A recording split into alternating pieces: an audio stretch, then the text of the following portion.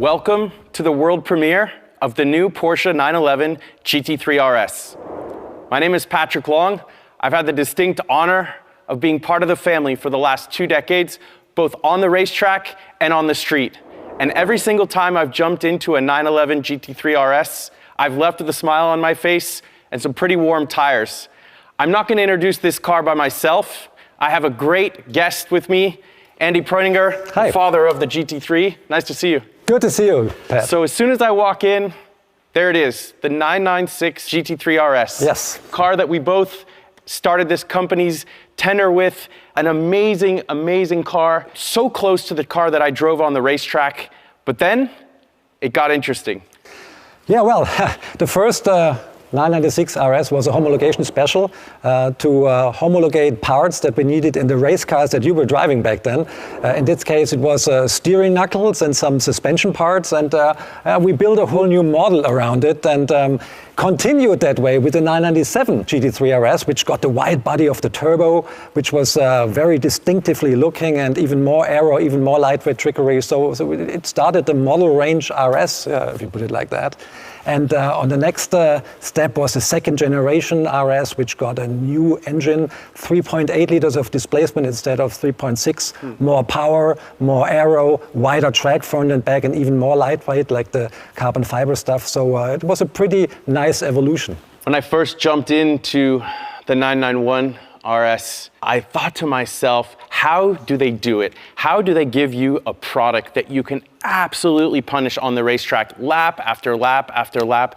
I recognize so much aero advancement, so much powertrain advancement, and always the aesthetics. You guys always raise the game with the aesthetics, which is a huge part of the emotional connection of these cars. An RS always has to be beautiful, absolutely. Next one was the current one, I would say, till today.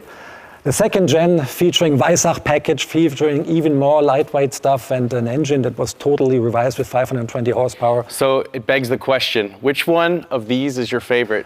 Well, they're all my favorites, but like in every family, the newest member always gets the most love. And my new love has a name. It's 992 GT3 RS, definitely.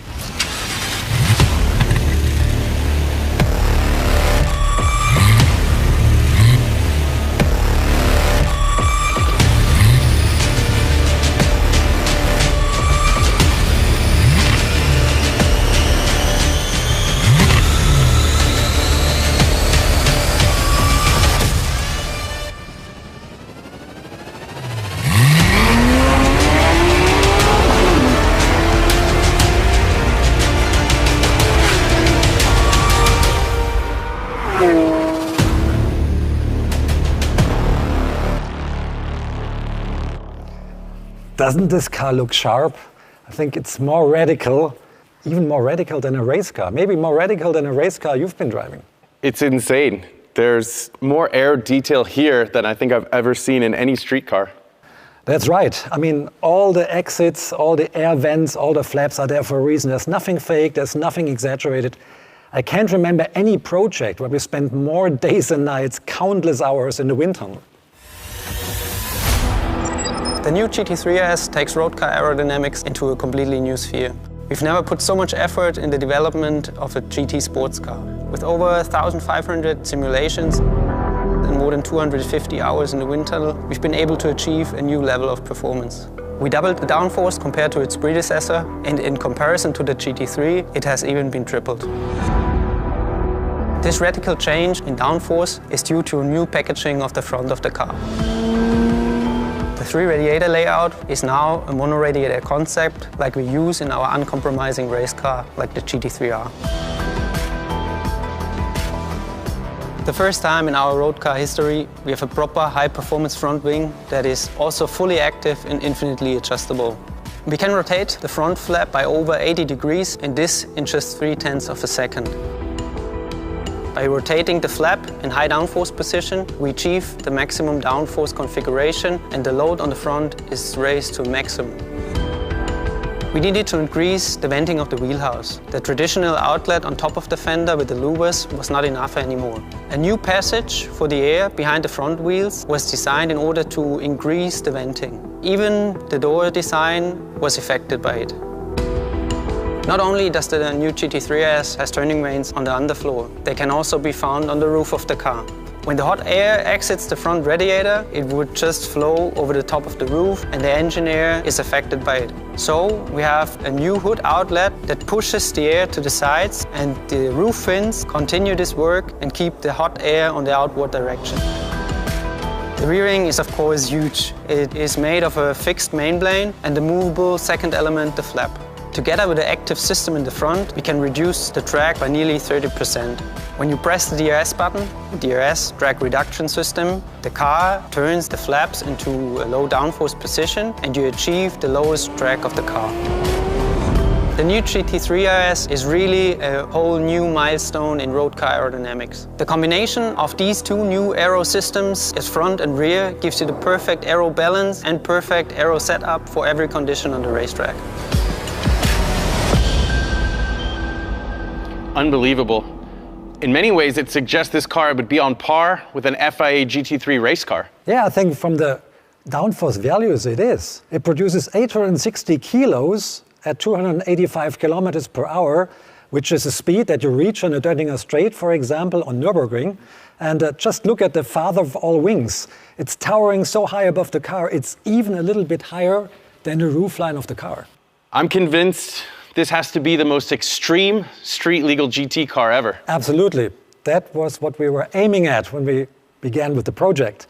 And the great thing about it is it offers such a great, rewarding driving experience on the track. It put a smile on my face every time I use it on the track, and all the development team as well. And that's a good sign that all the customers will love it too. I can imagine. That brings me to my next curious question about lightweight materials. Lots of those to be found on that car, even though we hide them away with paint. The ducktail is made of carbon fiber, as is the rear wing, as is the roof. We have very, very thin glass that is super lightweight all around the car. And for the first time, this car features carbon fiber doors, which shave off almost 5 kilos of the weight of the car. And they're integrated into the aerodynamical system of the car, having a different shape than the normal 911 door.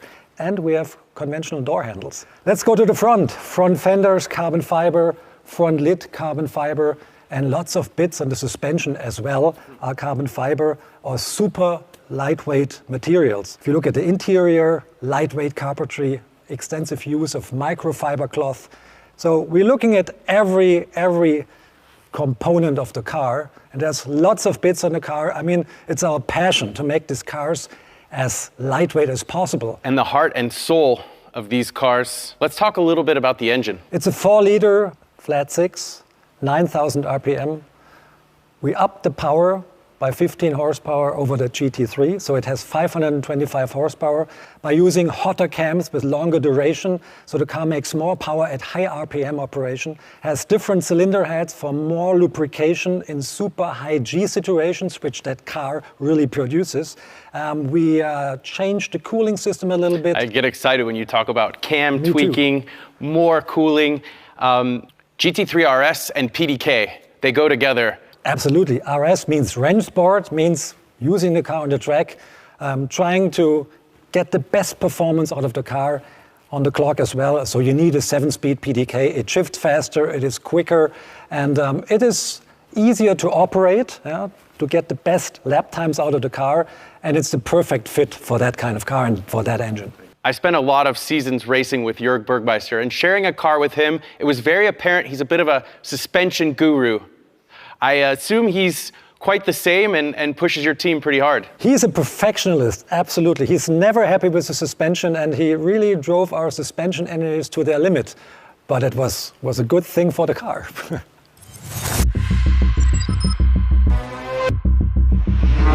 We're sitting in the new GT3 RS. The current GT3 already set a really high bar in terms of balance with its double wishbone front axle, but the new GT3 RS is a whole nother level. The car with that much downforce usually is really sensitive to right height changes, especially under braking. The front usually gains a lot of downforce. But we made a change to the front geometry and put more anti-dive in it, and that gives us a more equal aero load under braking as well and keeps the balance consistent. So usually to change the damper settings you need a mechanic, but with our new steering wheel it's just a press of a button and you can adjust compression and rebound, front and rear axle while driving.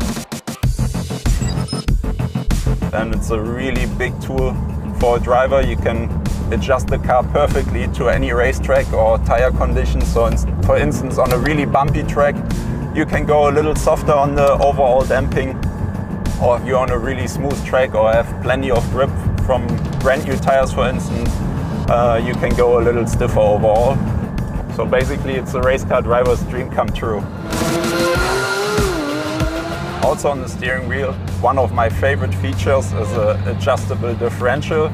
For instance, when you're struggling with a little nervous rear on corner entry, you can add some more differential on coast. Or if you're struggling with oversteer on the corner exit, you just tighten the diff up on power a bit. So it's a really big tool. Also when your tires degrade a bit, you can adjust the car really nicely with it.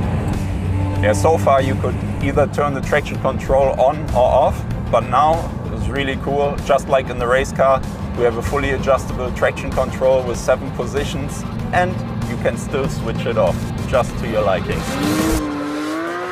Yeah, all this makes it the best handling 911 road car ever on a racetrack. It's so much fun, especially in the high-speed corners. The performance of the car is just amazing, and I'm sure you're gonna have as much fun with it as I do. Pretty incredible. I want some of these features in some of my race cars. Yeah, it's a serious track tool. It's built for the track. No compromise. We don't even feature a trunk anymore under the front lid. Perfect drivability. Incredible. This car is really built for the track, and I hope that all the customers are really using it on the track. But they should train their neck muscles a little bit, because you have to tolerate the G-forces the car throws at you. Well, you talk about the racetrack, and it makes me think about the Club Sport package. I assume that comes with this car. As a matter of fact, the car comes standard with the Club Sport package, which consists of 6-point harness, fire extinguisher, and for most markets with a rear roll cage. So if I select the Weissach option, what does that entail? Yeah, the Weissach option has been very popular on the last RS model, so it will be an option here again. This is a non-Weissach package car, so if you would have opted for the Weissach package, the front lid would be visible carbon fiber, the roof would be visible carbon fiber, the lower section of the rear wing as well.